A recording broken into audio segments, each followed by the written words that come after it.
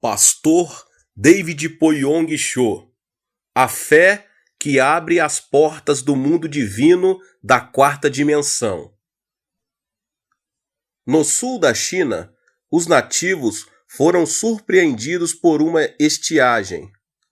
Em consequência disso, a falta de alimentos não se fez esperar.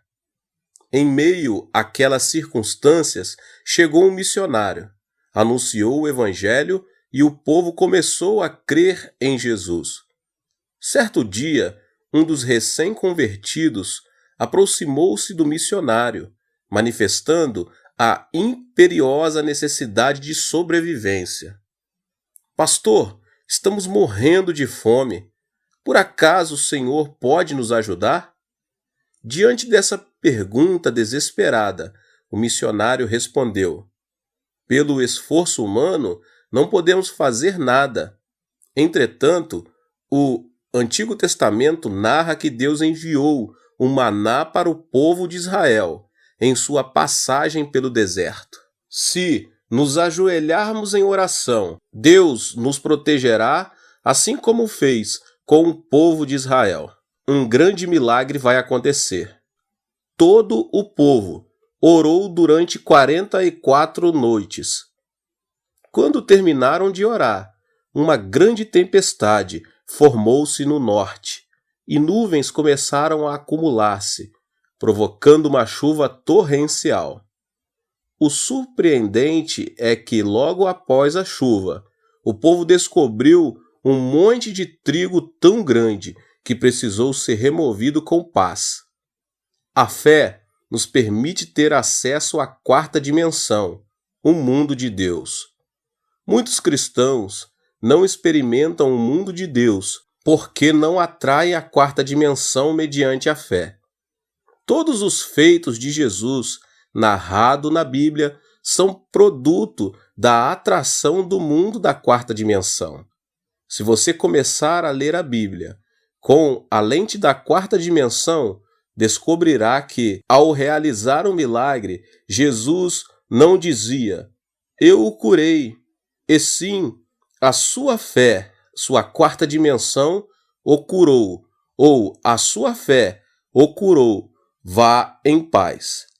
Em outras palavras, nossa fé é um milagre da quarta dimensão. Um outro nome da fé é a obediência. O que provocou a ira de Deus em Cades Barneia, limite da terra de Canaã, lugar que manava leite e mel, foi a falta de fé e a desobediência por parte de Israel. Logo depois de passar 40 dias fazendo o reconhecimento da terra de Canaã, 10 espias falaram mal da terra e criaram um ambiente de insegurança e medo. Aqueles espias não tinham Deus no coração. Reconheceram, ouviram e observaram a terra do ponto de vista humano. No final das contas, como não criam em Deus, obviamente tampouco lhe puderam obedecer. Por causa do relato desanimador, todo o povo de Israel amedrontou-se, pôs-se em prantos e pediu um novo líder a fim de voltar para o Egito. Tratava-se de uma rebeldia, uma falta de segurança e desobediência grupal. Como consequência, a ira de Deus obrigou a Israel a viver durante 40 anos no deserto. O pecado que mais desagrada a Deus é a desobediência e a falta de fé. Algo semelhante aconteceu quando Jesus pregou a palavra em Nazaré, o vilarejo onde vivera. Na sinagoga, o Senhor abordou 2 temas do Antigo Testamento. Tratava-se de nada menos que o milagre de Elias e o de Eliseu. Por meio deste relato, podemos nos dar conta das consequências de alguém que tem fé e reage diante da palavra. A viúva de Sarepta, uma mulher que demonstrou fé mediante a obediência. O primeiro milagre foi algo que aconteceu na época de Elias. Havia uma grande seca, porque não chovia havia 3 anos e 6 meses. Em consequência, muitas mulheres em Israel tinham ficado viúvas. No entanto, as viúvas não criam em Deus, tampouco lhe obedeciam. Portanto, Deus não as ajudava. Entretanto, havia uma viúva que vivia em Sarepta, um vilarejo pagão. Sarepta pertencia à terra de Sidom, que adorava Baal. Aquela viúva, porém, temia a Deus, cria nele e obedecia.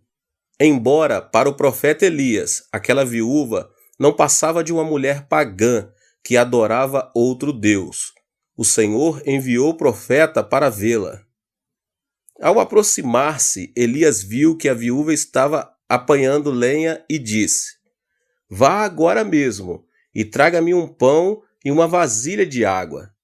A mulher retrucou: "A única coisa que tenho é um punhado de farinha e um pouco de azeite numa botija.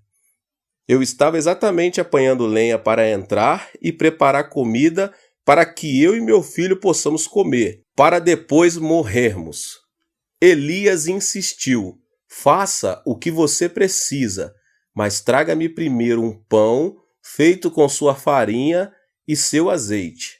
Não se esqueça também da botija de água. Se fizer o que digo, não se acabará a farinha na vasilha, nem o azeite na botija."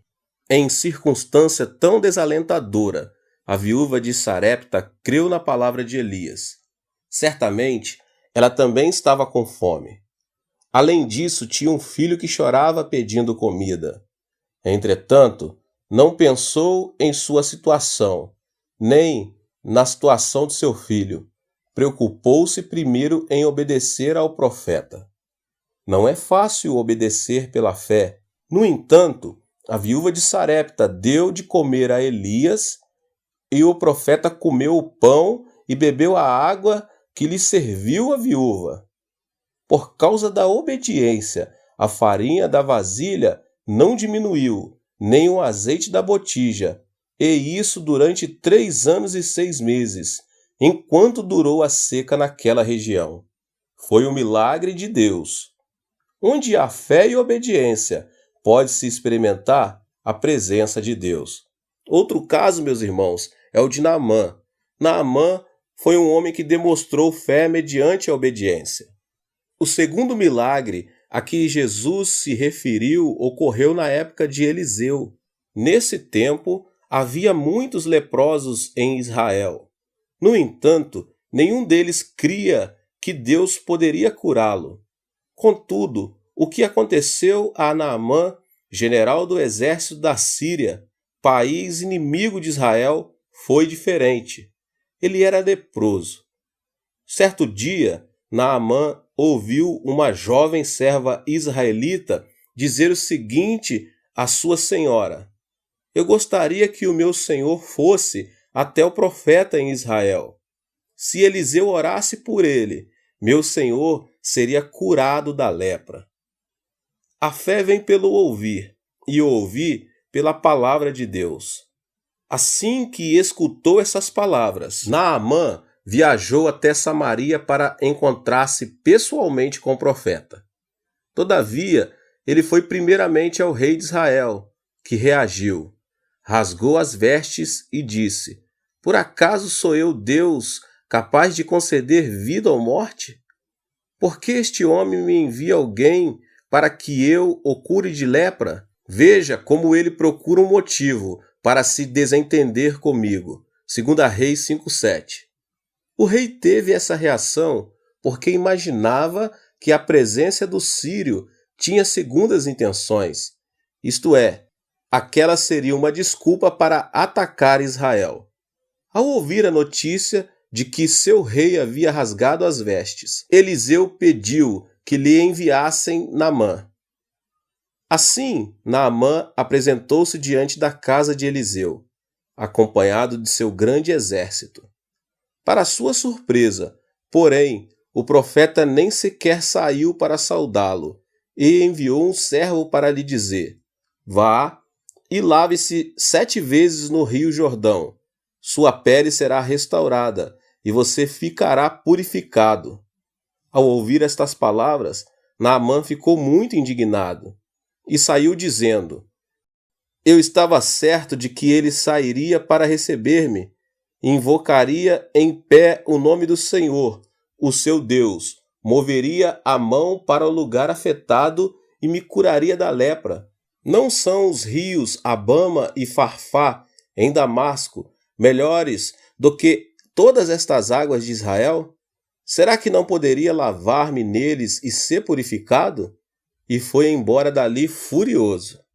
Quando Naamã, furioso, virou-se para ir embora, seus servos aproximaram dele e disseram: Meu pai, se o profeta lhe tivesse pedido alguma coisa difícil, o Senhor não faria? Quanto mais quando ele apenas diz que se lave e será purificado. Naamã foi persuadido por seus servos e banhou-se 7 vezes no Jordão, tal como o profeta Eliseu havia mandado. E o milagre aconteceu. Naamã foi completamente curado de sua lepra, e sua pele ficou tão lisa como a pele de um bebê. Naquela ocasião, na sinagoga, Jesus recordou a esses 2 milagres. No entanto, esses 2 relatos não coincidem exatamente com o espírito do Antigo Testamento, visto que em ambos os casos, os protagonistas pertenciam a 2 nações pagãs. A viúva de Sarepta era uma mulher da terra de Sidom, e Naamã, o general do exército, era um homem da Síria, inimiga de Israel. Qual é o ensino que Deus quer ministrar a nós por intermédio dessas histórias? Elas significam que, sem crer e obedecer, mesmo que a pessoa faça parte de uma nação eleita por Deus, ele não a ajudará. Ao contrário, se, apesar de pertencer a uma nação pagã, a pessoa temer a Deus, crer e obedecer, então o Senhor virá em seu socorro. Eu sou o Senhor, o seu Deus, que o tirei da terra do Egito. Abra sua boca, e eu o alimentarei. Salmos 81:10. Esse texto bíblico revela o nosso problema: não escutar a voz de Deus e não obedecer ao Senhor. Deus sempre foi um Deus de promessas. Deus, Criador de todo o universo, quer satisfazer nossas necessidades pelo seu poder. Ele disse: Abra a sua boca, e eu o alimentarei. Atualmente, muitos que afirmam crer em Deus não ouvem sua palavra e não lhe obedecem. Por esse motivo, o Senhor não se manifesta no meio deles. Por mais que mantenhamos cerimônias religiosas magníficas, se não houver fé nem obediência, nossa relação com Deus não poderá ser mantida. Não que Deus deixe de nos salvar por ter a mão encolhida ou deixe de atender às nossas orações por não poder ouvir. Deus não age em nosso meio por causa da desobediência e da falta de fé. Confessar: creio em Jesus Cristo, fui batizado e sou membro de tal igreja, não garante a obra de Deus em nossa vida. Deus não olha para o exterior, isto é, para o ritual e a forma, mas sim observa o interior, a fé e a obediência que conservamos em nosso coração. Onde há fé e obediência, Deus age ainda hoje. A desobediência é outro nome para a fé morta. Obediência é o ato de deixar que Deus tome a iniciativa. Isso implica a pessoa renunciar ao próprio julgamento, à própria decisão. Esse tipo de obediência surge unicamente quando se crê, quando se obedece àquele a quem a iniciativa é entregue. No caso de haver certa dúvida ou incerteza, essa fé deixa de ser genuína. Deus não opera em uma fé que não seja completa. Mais do que falta de fé, A desobediência é uma fé morta. O dilema surge quando se afirma crer, mas não se obedece. Isso é ter uma fé morta. Nem todos os cristãos experimentam o poder de Deus aqui na terra. Devemos analisar cuidadosamente se a nossa fé é genuína ou se simplesmente estamos enganando a nós mesmos.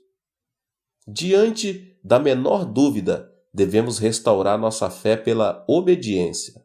Dessa forma, conseguiremos viver unidos a Deus. A falsa fé demonstrada por Marta. A partir deste ponto, vamos analisar a incredulidade e a desobediência com base na história de Marta e Maria. Como todos sabem, a história começa com a morte de Lázaro, irmão dessas duas mulheres.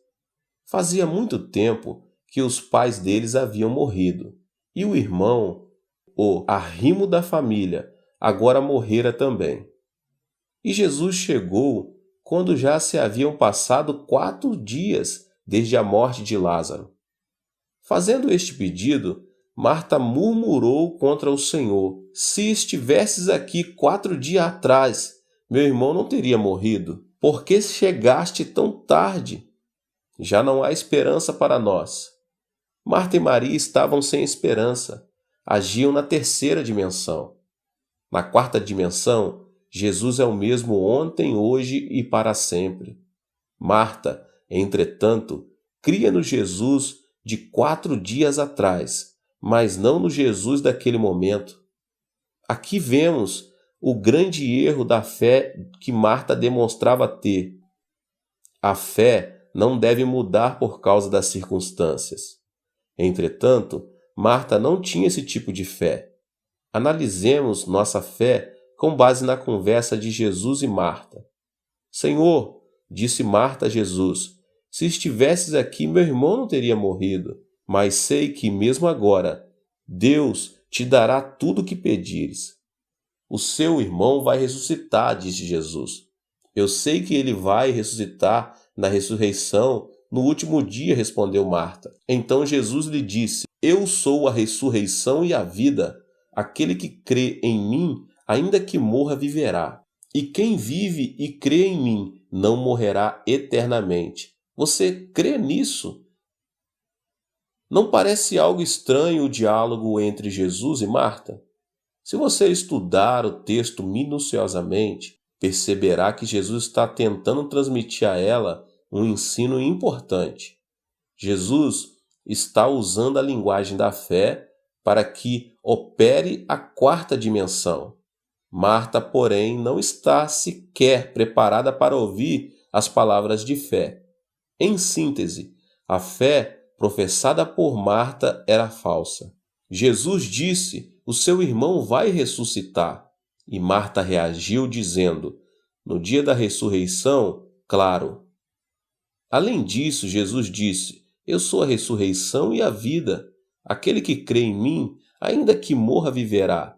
E quem vive e crê em mim, não morrerá eternamente. Você crê nisso? No entanto, Marta só atinou em responder, sim, eu creio, tu és o Cristo, o Senhor.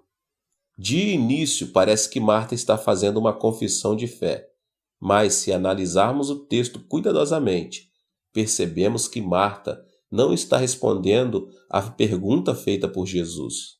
Marta não cria em Jesus, só acreditava no que conhecia.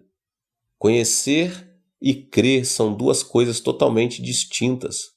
Fé não é somente crer em Jesus Cristo, o Filho de Deus, mas sujeitar-se à vontade e justiça, renunciar ao próprio julgamento e decisão. Se Deus nos fala, devemos crer nele e segui-lo, por mais que o nosso intelecto não o aceite, nem as circunstâncias nos acompanhem. A cena seguinte, descrita na Bíblia, mostra Jesus dirigindo-se à tumba em que Lázaro estava sepultado. Marta e Maria o acompanhavam e ele estava chorando. Com certeza, Jesus não chorou por estar triste pela morte de Lázaro. Ele sabia que o ressuscitaria. Naturalmente, ele chorou pelo tipo de fé demonstrada por Marta e Maria, uma fé morta. Como podemos saber que a fé professada por Marta e Maria era uma fé morta? Se as duas irmãs tivessem uma fé genuína, não haveria por que se desesperar, atemorizar-se e sentir frustração pela morte de Lázaro. Elas estavam tristes pela aflição, por não crer em Jesus, embora o Senhor estivesse presente ali mesmo. Cremos que o Senhor tenha chorado por causa da incredulidade demonstrada por Maria e Marta. O que você acha da resposta dada por Marta? Não é mais do que mostrar ignorância a respeito do que Jesus deseja. A fé morta não pode atrair nem fazer que se experimente a quarta dimensão de Deus, tal como aconteceu a Marta. Por mais que a quarta dimensão se revele diante de algumas pessoas, elas não se dão conta disso. A obediência requer uma decisão, mas se uma pessoa não confia na outra, não lhe pode obedecer. A reação de Marta mostra justamente isso.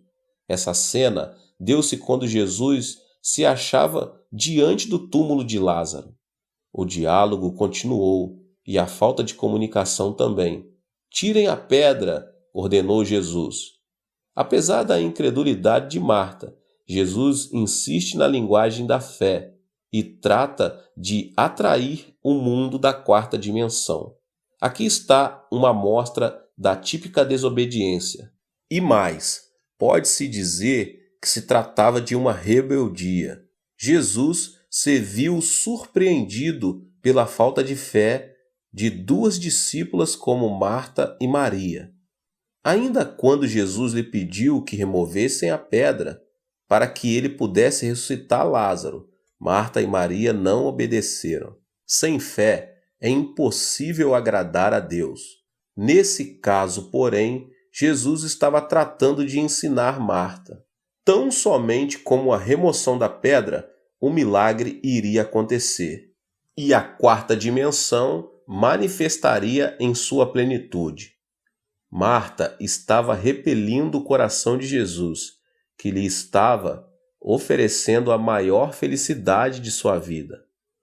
Muitos judeus estavam reunidos naquele lugar, e Jesus repreendeu a falta de fé que Marta demonstrava. "Não lhes falei que, se você cresce, veria a glória de Deus?" Felizmente, a reação de Jesus produziu uma mudança de atitude. Eles se arrependeram de não terem crido nas palavras de Jesus e decidiram crer. Da mesma forma, se você é uma pessoa incrédula e desobediente, mas que assim que ouve a palavra de Deus, decide crer nele, Deus o aceita. Geralmente, a pedra da tumba é grande para evitar que os animais selvagens entrem e danifiquem o cadáver. Pela fé, as duas irmãs decidiram tentar remover a pedra. Agiram como evidência de uma obediência completa. A fé sem obras é morta. Se você diz que crê, deve demonstrar uma obra que evidencie sua fé. Jesus não remove a pedra, tampouco o fazem os vizinhos. Ninguém pode evidenciar a fé que outra pessoa tente demonstrar. Cada um deve agir por si mesmo, evidenciando sua fé. Jesus opera o milagre quando obedecemos, ou seja, quando removemos a pedra pela fé. Se orarmos, "Senhor, salva-nos", devemos buscar uma igreja. Se pedimos prosperidade, "Senhor, dá-nos a bênção da prosperidade", devemos dar o dízimo. Se rogarmos por saúde, "Senhor, cura-me", devemos servir e orar a Deus. Temos que cumprir nosso dever. Se apenas pedimos e nada fizermos, Deus não nos responderá. A obra evidencia a fé, e Deus responde a nossas orações por essa evidência. O Senhor quer ver nossa fé, e uma fé invisível não é fé. Em diversos textos, a Escritura dizem que o Senhor, vendo a fé, ordenava: seja feito segundo a sua fé. O Senhor pode ver a nossa fé, e uma fé genuína é visível.